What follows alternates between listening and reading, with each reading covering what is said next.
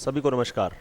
आज हम कक्षा 8 पूरक पाठ्य पुस्तक हिंदी भारत की खोज के अध्याय 5 नई समस्याएं इसके भाग 1 का अध्ययन करेंगे। यह पाठ काफ़ी विस्तृत है, इसको मैंने 2 भागों में विभक्त किया है। तो आज हम प्रथम भाग का अध्ययन करेंगे। प्रथम भाग में हम निम्न बिंदुओं का अध्ययन करेंगे: अरब और मंगोल, महमूद गजनवी और अफगान, समन्वय और मिलीजुली संस्कृति का विकास, कबीर, गुरु नानक और अमीर खुसरो, बाबर और अकबर, भारतीयकरण की प्रक्रिया। तो ये इन बिंदुओं का हम इस भाग 1 में अध्ययन करेंगे। सर्वप्रथम मैं संग्राम सिंह, केंद्रीय विद्यालय संगठन, आपका अपनी इस कक्षा में हार्दिक अभिनंदन करता हूं। तो आइए आगे बढ़ते हैं। नई समस्याएं। जब हर्ष उत्तर भारत में एक शक्तिशाली साम्राज्य के शासक थे और विद्वान चीनी यात्री हुआनसांग नालंदा में अध्ययन कर रहे थे, उसी समय अरब में इस्लाम अपना रूप ग्रहण कर रहा था। जब हर्ष उत्तर भारत में एक शक्तिशाली साम्राज्य के शासक थे और विद्वान चीनी यात्री जो था हुआनसांग नालंदा में अध्ययन कर रहे थे, उसी समय अरब में इस्लाम धर्म अपना रूप ग्रहण कर रहा था। भारत के मध्य भाग तक पहुंचने में इसे लगभग 600 वर्ष लग गए। किसको? इस्लाम को। और जब उसने राजनीतिक विजय के साथ भारत में प्रवेश किया, तब वह बहुत बदल चुका था। उसके नेता दूसरे लोग थे। अरब वाले भारत के उत्तर पश्चिमी छोर तक पहुंचकर वहीं रुक गए। अरब सभ्यता का क्रमशः पतन हुआ और मध्य तथा पश्चिमी एशिया में तुर्की जातियां आईं। भारत के सीमावर्ती प्रदेश में यही तुर्क और अफगान इस्लाम को राजनीतिक शक्ति के रूप में भारत लाए। तो भारत के सीमावर्ती प्रदेश से यही तुर्क और अफगान इस्लाम को राजनीतिक शक्ति के रूप में भारत के अंदर प्रवेश इन्होंने करवाया। अरबों ने बड़ी आसानी से दूर दूर तक फैलकर तमाम इलाके फतह किए, पर भारत में वे तब भी और बाद में भी सिंध से आगे नहीं बढ़े। इन्होंने काफ़ी सारे इलाके जीत लिए, परंतु भारत में आगे नहीं बढ़ पा रहे थे। शायद भारत तब भी आक्रमणकारियों को रोकने के लिए काफ़ी मजबूत था, क्योंकि भारत उस समय भी जो बाहरी आक्रमणकारी थे उनको रोकने के लिए काफ़ी स्ट्रांग मजबूत था। किसी हद तक इसका कारण अरबों के आंतरिक झगड़े भी हो सकते हैं, और हम ये भी कह सकते हैं कि अरबों के आंतरिक झगड़े जो थे इसका कारण हो सकते हैं। सिंध बगदाद की केंद्रीय सत्ता से अलग होकर एक छोटा सा स्वतंत्र राज्य हो गया। सिंध जो है वो बगदाद की सत्ता से अलग होकर एक छोटा सा इंडिपेंडेंट राज्य बन गया, स्वतंत्र राज्य बन गया। हालांकि आक्रमण नहीं हुआ, पर भारत और अरब के बीच संपर्क बढ़ने लगा। दोनों ओर से यात्रियों का आना जाना शुरू हुआ। राजदूतावासों की अदला बदली हुई। भारतीय पुस्तकें विशेषकर गणित खगोल शास्त्र पर बगदाद पहुंची और वहां अरबी में उसके अनुवाद हुए। आक्रमण तो नहीं हुआ, परंतु संपर्क आपस में बना रहा। लोगों का आना जाना हुआ, पुस्तकें बगदाद पहुंची और अरबी भाषा में उनका अनुवाद हुआ। बहुत से भारतीय चिकित्सक बगदाद गए। यह व्यापार और सांस्कृतिक संबंध उत्तर भारत तक सीमित नहीं थे। भारत के दक्षिणी राज्यों में भी उसमें हिस्सा लिया। विशेषकर राष्ट्रकूटों ने जो भारत के पश्चिमी तट से व्यापार किए करते थे। राष्ट्रकूट जो भारत के पश्चिमी तट से व्यापार करते थे, वो भी अपने इस समन्वय में, सांस्कृतिक समन्वय, जो सांस्कृतिक मेलजोल बढ़ रहा था, उसमें उन्होंने हिस्सा लिया। राष्ट्रकूट जो दक्षिण क्षेत्र से थे, भारत के दक्षिण भाग के क्षेत्र, दक्षिण राज्यों के क्षेत्र से थे। इस लगातार संपर्क के कारण भारतीयों को अनिवार्य रूप से इस नए धर्म इस्लाम की जानकारी हो गई। और इस संपर्क के कारण क्या हुआ? इस्लाम की जानकारी भारतीयों को हो गई। इस नए धर्म को फैलाने के लिए प्रचारक भी आए, उनका स्वागत भी हुआ। मस्जिदें बनी। न शासन ने इसका विरोध किया, न जनता ने। और इस धर्म को फैलाने के लिए बहुत सारे लोग यहाँ पर आए, प्रचारक आए, मस्जिदें बनाई। किसी ने इसका विरोध नहीं किया और कोई धार्मिक झगड़े भी नहीं हुए। सब धर्मों का आदर और पूजा के सभी तरीकों से प्रति सहनशीलता का व्यवहार करना भारतीय प्राचीन परंपरा थी। भारत की प्राचीन क्या परंपरा थी कि सभी धर्मों का भारत के लोग आदर करते थे, सहनशील थे दूसरे धर्मों के प्रति। अतः राजनीतिक ताकत के रूप में आने से कई शताब्दी पहले इस्लाम भारत में एक धर्म के रूप में आ गया था। तो राजनीतिक ताकत के रूप में इस्लाम भारत में आने से पहले, कई वर्षों पहले, एक धर्म के रूप में भारत आ गया था, जहाँ पर मुस्लिम धर्म को, इस्लाम धर्म को फैलाने वाले लोग आए, प्रचार किया, मस्जिदें बने, परंतु किसी ने इसका विरोध नहीं किया, कोई धार्मिक झगड़े भी नहीं हुए। ठीक है। महमूद गजनवी और अफगान। लगभग 300 वर्षों तक भारत पर कोई आक्रमण नहीं हुआ। 1000 ईस्वी के आसपास अफगानिस्तान के सुल्तान महमूद गजनवी ने भारत पर आक्रमण करने आरंभ किए। महमूद गजनवी तुर्क था। क्या था? तुर्क था, जिसने मध्य एशिया में अपनी ताकत बढ़ा ली थी। उसने बड़ी निर्ममता के साथ कई आक्रमण किए, बहुत खून खराबा हुआ। हर बार महमूद गजनबी अपने साथ बहुत बड़ा खजाना ले गया। हिंदू धूलकणों की तरह चारों ओर बिखर गए और उनकी याद भर लोगों के मुंह में पुराने किस्से की तरह बाकी रह गई। जो तितर बितर होकर बचे थे उनके मन में सभी मुसलमानों के प्रति गहरी नफरत पैदा हुई। अब क्या हो, महमूद गजनबी ने आक्रमण किया और जितनी बार भी उसने आक्रमण किया खून खराबा हुआ और भारत का काफ़ी खजाना वो ले गया। और जो हिंदू लोग थे वो जिस प्रकार धूल के कण इधर उधर बिखर जाते हैं उस प्रकार बिखर गए, लोगों की यादें रह गई बस। और जो बचे थे वो मन में अब मुसलमानों के प्रति उनमें नफरत पैदा हो गई थी। पहले जो मुसलमान आए, मस्जिदें बने, उन्होंने कभी विरोध नहीं किया, परंतु अब उनके मन में मुसलमानों के प्रति विरोध उत्पन्न हो रहा था, नफरतें पैदा हो रही थी। अनुमान लगाया जा सकता है कि महमूद ने कितनी तबाही की थी, पर महमूद ने उत्तरी भारत में सिर्फ एक टुकड़े को छुआ और लूटा था जो उसके धावे के रास्ते में पड़ा था। पूरा मध्य, पूर्वी और दक्षिणी भारत उससे पूरी तरह बच गया था, परंतु महमूद गजनवी ने सिर्फ उत्तरी भारत के एक टुकड़े को छुआ, मतलब उत्तरी भारत के एक भाग को छुआ। दक्षिणी भारत और मध्य पूर्वी भारत में भी वो पहुंचा नहीं है। महमूद ने पंजाब और सिंधु को अपने राज्य में मिला लिया। वह हर दावे के बाद गजनी लौट जाता था। वह कश्मीर पर विजय नहीं पा सका। यह पहाड़ी देश उसे रोकने और मार भगाने में सफल हो गया। कश्मीर पर उसने विजय नहीं पाई क्योंकि वो पहाड़ी था और वह महमूद गजनबी का डटकर सामना कर रहा था। काठियावाड़ में सोमनाथ से लौटते हुए राजस्थान के रेगिस्तानी इलाकों में भी उसे भारी हार खानी पड़ी। इस आखिरी धावे के बाद वह फिर नहीं लौटा। वह आता था, पंजाब और सिंधु को उसने अपने राज्य में मिला लिया था, आता था, धन लेकर वापस चला जाता था। न वो कश्मीर पर राज्य कर सका, न वो राजस्थान के रेगिस्तानों इलाकों पर राज कर सका। वहाँ से उसे हार का मुंह देखना पड़ा और अंत में आखिरी धावे के बाद वो फिर लौट नहीं पाया। तो मतलब उसने पूरा भारत कवर नहीं किया था, उसने सिर्फ उत्तरी भारत के कुछ हिस्सों पर उसने अपना राज्य किया था, वहाँ से उसने लूटपाट की थी। महमूद की मृत्यु 1030 ईस्वी में हुई। उसकी मृत्यु के बाद 160 वर्षों से अधिक समय तक न तो भारत पर कोई आक्रमण हुआ, न पंजाब के आगे तुर्की शासन का विस्तार हुआ। पंजाब के आगे तुर्की शासन का विस्तार, फैलाव नहीं हुआ, बढ़ा नहीं।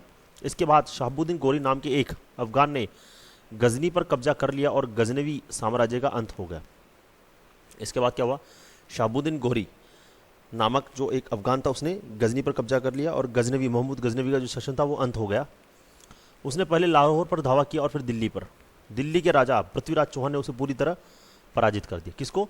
शहाबुद्दीन गोरी को। शहाबुद्दीन अफगानिस्तान लौट गया और अगले साल एक और फौज लेकर लौटा। इस बार उसकी जीत हुई और 1192 ईस्वी में वह दिल्ली के तख्त पर बैठा। तो शहाबुद्दीन गोरी ने गजनवी शासन का अंत किया, फिर ये दिल्ली पर इसने हमला किया। उस समय पृथ्वीराज चौहान ने इसे पूरी तरह पराजित किया। ये जो पराजित किया था वो युद्ध हुआ था 1191 में। उसके बाद वह फिर लौटा और 1192 में उसने पृथ्वीराज चौहान को हरा दिया और दिल्ली पर उसका शासन हो गया। किसका? शहाबुद्दीन गोरी का। दिल्ली फतेह करने का मतलब यह नहीं था कि बाकी भारत भी फतेह हो गया हो। दक्षिण में चोल शासक अभी तक बहुत शक्तिशाली थे और उनके अलावा दूसरे स्वतंत्र राज्य भी थे। तो ऐसा नहीं कि दिल्ली पर उसने अधिकार कर लिया तो सारा राज्य उसका हो गया, पूरा भारत उसका हो गया, नहीं। अभी जो चोल शासक थे दक्षिण में वो शक्तिशाली थे, उसके अलावा भी काफ़ी इंडिपेंडेंट स्टेट, स्वतंत्र राज्य भी थे। अफगानों को दक्षिण भारत के बड़े हिस्से तक अपने शासन का विस्तार करने में 1.5 शताब्दी लगी, लेकिन इस नई व्यवस्था में दिल्ली का स्थान महत्वपूर्ण भी था और प्रतीकात्मक भी। भारत पर महमूद गजनवी के आक्रमण का परिणाम यह हुआ कि कुछ समय के लिए पंजाब बाकी भारत से अलग हो गया। महमूद गजनवी ने पंजाब को भारत से अलग कर दिया था। 12वीं शताब्दी के अंत में आने वाले अफगानों की कुछ और बात थी। वे हिंद आर्य जाति के लोग थे और वो भारत की जनता से उनका निकट संबंध था। लंबे समय तक अफगानिस्तान भारत का हिस्सा होकर रहा, ऐसा होना उसकी नियति थी। और लंबे समय तक जो था अफगानिस्तान भारत का हिस्सा बन के रहा। 14वीं शताब्दी के अंत में तुर्क मंगोल तैमूर ने उत्तर की ओर आकर दिल्ली की सल्तनत को ध्वस्त कर दिया। अब 14वीं शताब्दी में अंत में तुर्क मंगोल तैमूर आया और उसने दिल्ली की सल्तनत को ध्वस्त कर दिया। वह कुछ ही महीने भारत में रहा।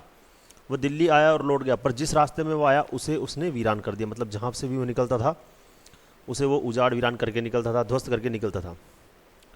जिन लोगों को उसने कत्ल किया था उन्हीं की खोपड़ियों की मीनारों से वह रास्ते को सजाता था, और जिन लोगों को मारता था उन्हीं की खोपड़ियाँ, उन्हीं के सिरों से, उन्हीं सिर की मीनार बना करके अपने रास्तों को सजाता था। इससे पता चलता है कितना हिंसक प्रवृत्ति का व्यक्ति था वो।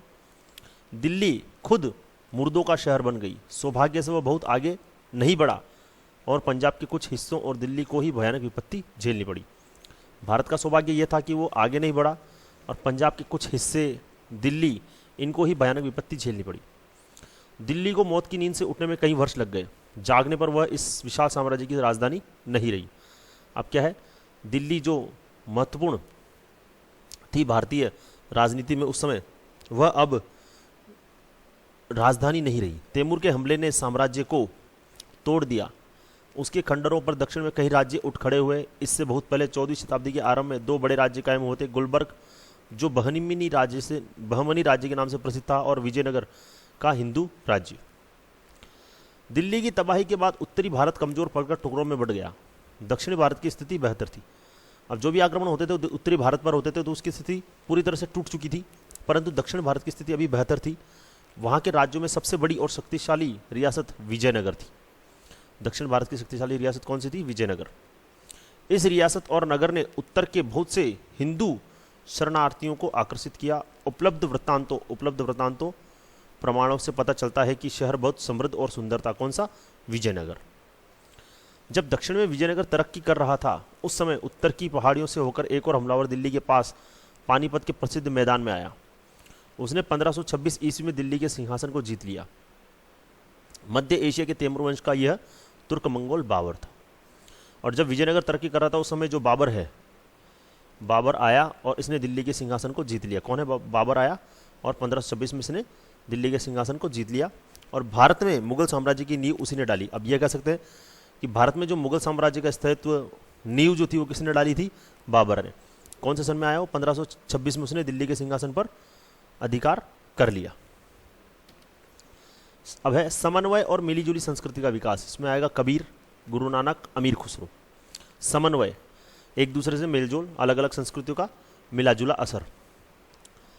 भारत पर मुस्लिम आक्रमण की या भारत में मुस्लिम युग की बात करना गलत और भ्रामक है। इस्लाम ने भारत पर आक्रमण नहीं किया, वह भारत में कुछ सदियों के बाद आया। आक्रमण तुर्कों, महमूद ने किया था, अफगानों ने किया था, उसके बाद तुर्क मंगोल और या मुगल आक्रमण हुआ। इनमें से बाद के 2 आक्रमण महत्वपूर्ण थे, ये दोनों। अफगानों को हम भारत का सीमावर्ती समुदाय कह सकते हैं, जो भारत में के लिए पूरी तरह अजनबी भी नहीं माने जा सकते। उनके राजनीतिक शासन के काल को हिंद अफगान युग कहना चाहिए। मुगल भारत के लिए बाहर के और अजनबी लोग थे, फिर भी भारतीय ढांचे में बड़ी तेजी से समा गए और उन्होंने हिंदू मुगल युग की शुरुआत की। देखो, ये कह रहा है कि मुस्लिम आक्रमण या भारत में मुस्लिम युग की बात करना गलत और भ्रामक है। पहले आक्रमण तुर्कों ने किया, महमूद ने किया, फिर अफगान ने किया, अंत में तुर्क मंगोल और अब ये जो महमूद गजनवी और अफगान वगैरह थे ये तो उत्तरी भारत तक ही सीमित थे, इन्होंने पूरे भारत पर अपना शासन नहीं किया। परंतु जो मुगल आए वह भारतीय ढांचे में भारत में इस तरह से समा गए कि अब ये हम कह सकते हैं कि हिंदू मुगल युग की स्थापना शुरुआत हुई। अफगान शासक और जो लोग उनके साथ आए वे भी भारत में समा गए। उनके परिवारों का पूरी तरह भारतीयकरण हो गया। भारतीयों को वे अपना घर और बाकी सारी दुनिया को विदेश मानने लगे। कौन? अफगानों के भी जो लोग उनके साथ आए थे वो भारत को अपना देश मानने लगे। राजनीतिक झगड़ों के बावजूद उन्हें सामान्यतः इसी रूप में स्वीकार कर लिया गया और राजपूत राजाओं में से भी बहुतों ने उन्हें अपना अधिराज मान लिया। किसको? अफगानों को राजपूत राजाओं ने, बहुतों ने अपना अधिराज मान लिया। पर कुछ ऐसे राजपूत सरदार थे जिन्होंने उनकी अधीनता अस्वीकार कर दी। भयंकर झगड़े हुए। दिल्ली के प्रसिद्ध सुल्तान फिरोज शाह की मां हिंदू थी। यही स्थिति गयासुद्दीन तुगलक की भी थी। अफगानी, तुर्की और हिंदू सामंतों के बीच विवाह होते थे पर आमतौर पर नहीं। देखो, अफगानी, तुर्की और हिंदू सामंतों के बीच विवाह होते थे पर आमतौर पर नहीं होता था, मतलब नॉर्मली नहीं था। दिल्ली में गुलबर्ग के मुस्लिम शासक ने विजयनगर की हिंदू राजकुमारी से बहुत धूमधाम से विवाह किया था। देखो, बिंदु है समन्वय। अब ये समन्वय हो रहा है यहाँ पर। देखो, अफगानी, तुर्की संस्कृति और हिंदू संस्कृति का समन्वय हुआ। यहाँ पर मुस्लिम संस्कृति और हिंदू संस्कृति का समन्वय, तो समन्वय की बात चल रही है यहाँ पर। ठीक है। इस दौर में कुशल प्रशासक का विकास हुआ और यातायात के साधनों का विशेष रूप से सुधार हुआ। मुख्यतः सैनिक कारणों से सैनिकों के आवागमन के लिए यातायात के साधनों का विकास किया गया। सरकार अब और अधिक केंद्रीकृत हो गई, जो कि उसने इस बात का ध्यान रखा कि स्थानीय रीति रिवाजों में हस्तक्षेप न करे। अब जो सरकार थी, जो मुगल शासन था, उसमें यह ध्यान रखा गया कि सैनिकों के लिए आवागमन के साधन बनाए गए, हर बात का ध्यान रखा जाता था, परंतु वह स्थानीय जो रीति रिवाज थे, जो भारतीय रीति रिवाज थे, प्रत्येक जगह अलग अलग रीति रिवाज थे, उसमें वो इंटरफेयर नहीं करते थे। शेर शाह, जिसने मुगल काल के आरंभ में हस्तक्षेप किया था, अफगान शासकों में सबसे योग्य शासक था। शेर शाह जो था वो अफगान शासकों में सबसे योग्य शासक था, जिसने मुगल काल के आरंभ में ही अपना हस्तक्षेप किया था। उसने ऐसी मालगुजारी व्यवस्था की नींव डाली जिसका आगे चलकर अकबर ने विकास किया। मालगुजारी, उसने ऐसी मालगुजारी व्यवस्था की नींव डाली जिसका आगे चलकर अकबर ने विकास किया। अकबर के प्रसिद्ध राजस्व मंत्री टोडरमल की नियुक्ति पहले शेरशाह ने ही की थी। टोडरमल राजस्व मंत्री की नियुक्ति किसने की थी? शेरशाह ने की थी। हिंदुओं की क्षमता का अफगान शासक अधिकाधिक उपयोग करते गए। अब देखिए यहाँ पर दो शब्द आए, एक तो है मालगुजारी, मालगुजारी व्यवस्था किसने स्टार्ट की थी? शेरशाह ने। और दूसरा है राजस्व। अब ये देखो दोनों क्या है। मालगुजारी तो ये होती है जो जमींदारी प्रथा होती है, जमीन संबंधी, भूमि, खेती-बाड़ी, इनसे संबंधित, कि भाई खेती का कर सब उसमें निर्धारित किया, जमीन संबंधी जितना भी है, फसल, कर, जो भी है, जमींदारी प्रथा, जागीरदारी व्यवस्था, इसे हम मालगुजारी कह सकते हैं। ठीक है। जमीन से संबंधित जो, जैसे उसका एक जमींदार होता था, जमीन का कोई जमींदार होता था, दूसरा सरकार फसल उगाने पर उनसे कर लेती थी, तो ये सब टैक्स जो होता है जमीन पर, खेतीबाड़ी का टैक्स, ठीक है, जितना उसने फसल उगाया उसका कुछ भाग सरकार को देना पड़ता था, तो सब मालगुजारी के अंतर्गत आता था। ठीक है। अब है राजस्व। राजस्व सेम चीज, राजस्व व्यवस्था ये, भूमि पर किसानों का अधिकार है, उसका एक भाग सरकार को देना है, फसल के रूप में देना है, पैसों के रूप में देना, तो कर दिया जाता था। तो ये सब खेतीबाड़ी, भूमि संबंधित नियम, कायदे, कानून थे। ठीक है। तो ये जो मालगुजारी, इसकी व्यवस्था किसने की थी? शेरशाह ने की थी, और आगे चलकर अकबर ने उसका विकास किया था। भारत और हिंदू धर्म पर अफगानों की विजय का दोहरा असर पड़ा। तत्काल प्रभाव यह पड़ा कि लोग अफगान शासक में पड़ने वाले क्षेत्रों से दूर भागकर दक्षिण की ओर भाग गए। अब जब अफगानों का आक्रमण होता था तो उस क्षेत्र में जितने भी लोग पड़ते थे, तो सब कहाँ भाग गए? दक्षिण की ओर। जो बचे रहे उन्होंने विदेशी तौर तरीकों और प्रभाव से अपने आप को बचाने के लिए वर्ण व्यवस्था को कठोर बना दिया, और जो बचे रहे उन्होंने विदेशी प्रभावों से बचने के लिए वर्ण व्यवस्था को कठोर बना दिया। दूसरी ओर विचारों और जीवन दोनों में इस विदेशी ढंग की ओर धीरे धीरे लोगों का रुझान पैदा होने लगा। परिणामतः समन्वय अपने आप रूप लेने लगा, समन्वय, मेलजोल अपने आप रूप लेने लगा। वास्तुकला की नई शैलियाँ उपजी, खाना पहनना बदल गया, जीवन के अनेक रूपों में प्रभावित हुआ। यह समन्वय संगीत के क्षेत्र में विशेष रूप से दिखाई पड़ा। भारत की प्राचीन शास्त्रीय पद्धति का अनुसरण करते हुए कई दिशाओं में विकास किया। अब हर चीज़ के अंदर समन्वय होने लगा, मेलजोल होने लगा, वास्तुकला में, खाने पहनने में, संगीत कला में। ठीक है। फारसी भाषा दरबार की सरकारी भाषा बन गई। अब फारसी भाषा क्या हुआ? दरबार की सरकारी भाषा बन गई। फारसी के बहुत से शब्द बोलचाल की भाषा में प्रवेश कर गए। इसके साथ ही जन भाषाओं का भी विकास किया गया। भारत में जिन दुर्भाग्यपूर्ण बातों में वृद्धि हुई उनमें एक पर्दा प्रथा थी। पर्दा प्रथा ये एक कुप्रथा थी। ऐसा क्यों हुआ ये स्पष्ट नहीं है, पर भारत में पर्दा प्रथा का विकास मुगल काल में तब हुआ जब हिंदुओं और मुसलमानों दोनों में पद और आदर की निशानी समझा जाने लगा। औरतों को अलग पर्दे में रखने की यह प्रथा उन इलाकों में ऊंचे वर्गों में विशेष रूप से फैली जहां मुसलमानों का प्रभाव अधिक था, यानी उस मध्य विशाल पूर्वी प्रदेश में जिसमें दिल्ली, संयुक्त प्रांत, राजपूताना, बिहार और बंगाल आते हैं। लेकिन अजीब बात यह है कि पंजाब और सरहदी सूबे में जो मुख्यतः मुस्लिम इलाके थे, पर्दे की प्रथा उतनी कड़ी नहीं थी। पर्दे की प्रथा जो है, ये कुप्रथा, ये ज़्यादातर मध्य भारत, ये यहाँ पर आप बोल सकते हैं मध्य भारत और विशाल पूर्वी प्रदेश में थी। परंतु पंजाब जो था वो पूरी तरह से मुस्लिम इलाका बन चुका था, फिर भी वहाँ पर यह प्रथा इतनी कड़ी नहीं थी। पर्दा प्रथा एक होता है जिसके अंदर औरतें अपने मुंह के आगे पर्दा रखती है और अपना मुंह किसी को दिखाती नहीं है। ठीक है। दिल्ली में अफगानों के प्रतिष्ठित होने के साथ पुराने और नए के बीच एक समन्वय रूप ले रहा था। और दिल्ली में क्या था? अफगानों के प्रतिष्ठित होने के साथ पुराने और नए के बीच एक समन्वय चल रहा था। इसमें से अधिकतर परिवर्तन उच्च वर्गों में, अमीर उमराव में हुए। इनका असर विशाल जनसमूह पर, विशेषकर देहाती जनता पर नहीं पड़ा। अब जो परिवर्तन हुए, समन्वय हुए, बड़े बड़े ऊंचे अमीर लोगों के अंदर हुए, तो जो देहाती जीवन थे, जो गरीब ग्रामीण लोग थे, उन पर इसका असर नहीं पड़ा। उनकी शुरुआत दरबारी समाज में होती थी और वे शहरों और कस्बों में फैल जाते थे।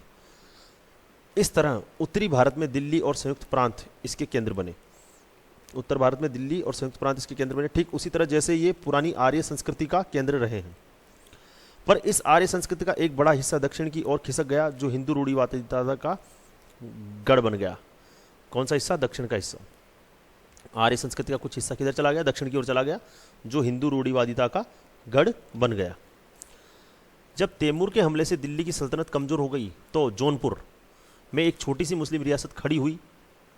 पूरी 15वीं शताब्दी के दौरान यह रियासत कला, संस्कृति और धार्मिक सहिष्णुता का केंद्र रही। कौन सी? जौनपुर। विकसित होती हुई आम भाषा हिंदी को यहाँ प्रोत्साहित किया गया और हिंदुओं और मुसलमानों के धर्मों के बीच समन्वय करने का प्रयास भी किया गया। हिंदी भाषा को यहाँ क्या किया गया? प्रोत्साहित किया गया। लगभग इसी समय उत्तर में सुदूर कश्मीर एक स्वतंत्र मुस्लिम शासक जैनुल आब्दीन को उसकी सहिष्णुता और संस्कृत के अध्ययन और प्राचीन संस्कृति को प्रोत्साहित करने का कारण बहुत यश मिला। ठीक है, किसको? सुदूर कश्मीर में एक मुस्लिम शासक को। पूरे भारत में यह नई उत्तेजना सक्रिय थी। नए विचार लोगों को परेशान कर रहे थे। भारत विदेशी तत्वों को आत्मसात करने का प्रयास कर रहा था। इस प्रक्रिया में थोड़ा बहुत खुद भी बदल रहा था। भारत क्या है? विदेशी तत्वों को अपने में मिला रहा था और इसके साथ साथ थोड़ा खुद भी बदल रहा था भारत। इसी बीच कुछ नए ढंग के सुधारक खड़े हुए, जिन्होंने इस समन्वय का जानबूझकर समर्थन किया और अक्सर वर्ण व्यवस्था की निंदा या उपेक्षा की। और कुछ समाज सुधारक भी खड़े हुए, जिन्होंने इस समन्वय, जो हिंदू मुस्लिम संस्कृति का समन्वय हो रहा था, इसका समर्थन किया और वर्ण व्यवस्था की निंदा की, उसकी उपेक्षा की। 15वीं शताब्दी के दक्षिण में रामानंद और उनसे भी अधिक प्रसिद्ध शिष्य कबीर हुए। कबीर की साखियाँ जो आपके वसंत भाग में अध्याय है, शायद नवा पाठ है, पद आज भी बहुत लोकप्रिय हैं। उत्तर में गुरु नानक हुए, जो सिख धर्म के संस्थापक माने जाते हैं। सिख धर्म के संस्थापक किसको माने जाते हैं? गुरु नानक जी को। पूरे हिंदू धर्म पर इन सुधारकों के नए विचारों का प्रभाव पड़ा और भारत में इस्लाम का स्वरूप भी दूसरे स्थानों पर उनके स्वरूप से किसी तरह हद तक भिन्न हो गया। इस्लाम के एकेश्वरवाद ने हिंदू धर्म को प्रभावित किया और हिंदुओं के अस्पष्ट बहुदेववाद का प्रभाव भारतीय मुसलमानों पर पड़ा। इनमें से अधिकतर भारतीय मुसलमान ऐसे थे जिन्होंने धर्म परिवर्तन किया था और उनका पालन पोषण प्राचीन परंपराओं में हुआ था और वे अब भी उन्हीं में घिरे थे। उनमें बाहर से आने वालों की संख्या अपेक्षाकृत कम थी। ठीक है, तो ये समन्वय संस्कृतियाँ चल रही है, जिसमें दक्षिण में रामानंद और उनके प्रिय शिष्य कबीर हुए, सिख धर्म के संस्थापक गुरु नानक हुए, और ये जो इस्लाम का स्वरूप है ये भी बढ़ता गया, परंतु ये भिन्न था। हिंदुओं का जो धर्म था वो बहुदेववाद था, बहुत अधिक देवताओं को मानने वाला था, और मुस्लिम धर्म एकेश्वरवाद था। और जो ये भारतीय मुसलमानों पर भी इसका प्रभाव पड़ा, किसका? हिंदुओं के जो बहुदेववाद का। ठीक है, क्यों पड़ा? क्योंकि जो भारत के मुसलमान थे वो धर्म परिवर्तन करके बने थे, ज़्यादातर, बहुत कम थे जो बाहर से आए थे, बाकी सब यहीं के थे जो धर्म परिवर्तन करके मुस्लिम बने थे। विदेशी तत्वों के भारत में अधिकाधिक आत्मसात होने का सबसे महत्वपूर्ण संकेत उनके द्वारा देश की आम भाषा का प्रयोग था। गर्चे दरबार की भाषा फारसी बनी रही। आरंभ के लेखकों में सबसे प्रसिद्ध अमीर खुसरो थे। वे तुर्क थे। उनका परिवार 2 या 3 पीढ़ियों से संयुक्त राज्य में बसा हुआ था। वे 14वीं शताब्दी के दौरान कई अफगान सुल्तानों के शासनकाल में रहे। वे फारसी के चोटी के कवि थे। उन्हें संस्कृत का भी ज्ञान था। किसको? अमीर खुसरो को। वे महान संगीतकार थे। उन्होंने भारतीय संगीत के नए मौलिक उद्भावनाएं की थी। भारतीय संगीत में कई नई मौलिक उद्भावनाएं की थी। कहा जाता है कि भारत के लोकप्रिय तंत्री वाद्य सितार का आविष्कार भी उन्होंने ही किया था। किसने? अमीर खुसरो ने। उन्होंने ऐसे कई विषयों की रचना की जिसमें भारत ने विशेष प्रगति की थी। ठीक है, तो ये बता रहे हैं कि जो अमीर खुसरो हैं ये तुर्क थे। ठीक है, और फारसी के चोटी कवि थे, परंतु उनको संस्कृत का भी ज्ञान था। संगीतकार थे। नई नई संगीत की अलग अलग उद्भावनाओं, मौलिक उद्भावना उन्होंने की थी। ठीक है, संगीत के क्षेत्र में काफ़ी विकास मिला उनकी तरफ से। कहा जाता है कि भारत की जो लोकप्रिय तंत्री वाद्य है सितार, उसका आविष्कार भी उन्होंने ही किया था। और उन्होंने कई ऐसे विषयों की रचना की जिन्होंने भारत में विशेष प्रगति की। इनमें धर्म, दर्शन, तर्कशास्त्र, भाषा और व्याकरण के अतिरिक्त संगीत, गणित, विज्ञान और आम का फल है। तो यहाँ पर ये बोल रहे हैं कि जो ये है, क्या नाम है, अमीर खुसरो, इन्होंने इनमें इन्होंने कई विषयों की रचना की जिनमें मतलब भारत में विशेष प्रगति की। इनमें धर्म थे, दर्शन, तर्कशास्त्र, भाषा, व्याकरण, इसके अतिरिक्त संगीत, गणित, विज्ञान। अब ये जो आम का फल है ये तो मुझे भी समझ में नहीं आ रहा है कि ये क्या है, ठीक है। परंतु उनकी प्रसिद्धि का आधार उनके लोक प्रचलित गीत हैं जिन्हें उन्होंने बोलचाल की सामान्य हिंदी भाषा में लिखा था। उनकी प्रसिद्धि का आधार उनके गीत हैं, उन्होंने जो गीत लिखे वो है, और उनकी इस गीत में जो बोलचाल की सामान्य भाषा हिंदी, इसमें उन्होंने इन गीतों को लिखा। उन्होंने ग्रामीण जनता से केवल उनकी भाषा ही नहीं ली बल्कि उनके रीति रिवाज और रहन सहन के ढंग का भी वर्णन किया। किसने? अमीर खुसरो ने। गीत उन्होंने हिंदी में लिखे और उन्होंने जो रीति रिवाज रहन सहन के ढंग है उनका भी इन गीतों में वर्णन किया। उन्होंने विभिन्न ऋतुओं, जीवन के विभिन्न पहलुओं पर गीत लिखे। वे गीत अब भी उत्तर और मध्य भारत में किसी भी गांव या नगर में सुनाई पड़ सकते हैं। तो अमीर खुसरो ने अनगिनत पहेलियां भी लिखी। अपने लंबे जीवन काल में ही खुसरो अपने गीतों और पहेलियों के लिए बहुत प्रसिद्ध हो गए। ऐसी कोई और मिसाल नहीं मिलती जहां 600 साल पहले लिखे गए गीतों की लोकप्रियता आम जनता के बीच बराबर बनी रही हो। बोलों में बिना परिवर्तन किए वे अब भी उसी तरह गाए जाते हैं। इन्होंने अनगिनत पहेलियाँ लिखी, ठीक है, गीत लिखे। उनकी गीत और पहेलियाँ बहुत प्रसिद्ध थी। तो उनके लिखे गीत, ऐसा कभी नहीं हुआ कि 600 साल से पहले लिखे गए गीत आम जनता के बीच में गाए जा रहे हैं, बोले जा रहे हैं, और वो गीत अभी भी उसी तरह गाए जा रहे हैं, ठीक है। अगला है बाबर और आक्रमण, भारतीयकरण की प्रक्रिया। बाबर और अकबर, भारतीयकरण की प्रक्रिया। अकबर भारत में मुगल खानदान का तीसरा शासक था। फिर भी साम्राज्य की बुनियाद उसी ने पक्की की। तीसरा शासक था मुगल खानदान का, परंतु साम्राज्य उसने अधिक साम्राज्य फैलाया। उसके बाबा ने दिल्ली के सिंहासन पर 1526 में विजय प्राप्त कर ली थी, ठीक है। उसके बाबा मतलब उसके दादा जो थे बाबर। भारत में आने के 4 वर्ष के भीतर ही बाबर की मृत्यु हो गई। उसका अधिकतर समय युद्ध में और आगरा में एक भव्य राजधानी बनाने में बीता। यह काम उसने कुस्तुनतुनिया के एक प्रसिद्ध वास्तुशिल्पी को बुलाकर कराया। क्या? आगरा में एक भव्य राजधानी बनवाने का काम कुस्तुनतुनिया के एक प्रसिद्ध वास्तुशिल्पी को बुलाकर कराया। बाबर का व्यक्तित्व आकर्षक है। वह नई जागृति का शहजादा है। बहादुर और साहसी, जो कला और साहित्य तथा अच्छे रहन सहन का शौकीन है। उसका पौत्र अकबर उससे भी अधिक आकर्षक और गुणवान था। अब जो बाबर था उससे भी अधिक आकर्षक और गुणवान कौन था? अकबर। वह बहादुर और दुस्साहसी है, योग्य सेना नायक है। इसके अलावा विनम्र और दयालु है, आदर्शवादी है, स्वप्नदर्शी है। साथ ही वह लोगों का ऐसा नेता है जो अपने अनुयायियों में तीव्र स्वामी भक्ति उत्पन्न कर सके।